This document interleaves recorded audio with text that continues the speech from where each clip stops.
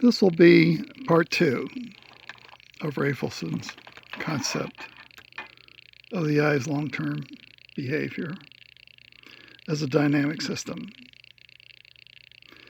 Okay, the first video shows the accommodation changing the refraction of the eye. Very basic process. It does it in a second. Here, the eye controls its refractive state, measured in a period of months. Okay, so let me see if I can show this. Focus status change. The normal eye controls its refractive state in this manner. Eye has a power of about 60 diopters. Okay, so here is an eye, normal eye with a refraction of a positive value. Now, the next step is to apply a step change, say from 0 to -2. Okay, now what happens experimentally? Okay, we change accommodation in the negative direction and keep it that way for 6 months. So the eye goes down like that. It's very slow, 6 months. But eventually you go from plus to minus, and you have blurred distance, and that's nearsightedness. And of course, if you didn't do that, your refraction would remain positive, and you would keep your 20/20. But very few people want to change that average of accommodation, or they don't understand it, or the reasons why you must change that average value of accommodation. Is either do that, or you get that effect. That effect is guaranteed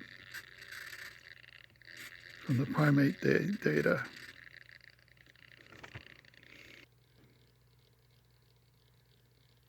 Of course, you ask the next question. If the eye is slightly positive, say maybe a half diopter. Now, if you change your average of accommodation to 0 diopters, what happens? The refraction changes in a positive direction. Let me say that a positive refraction is excellent. Eskimos who do no close work have refractions in this area. And of course, they don't do this long-term close work for 12 years.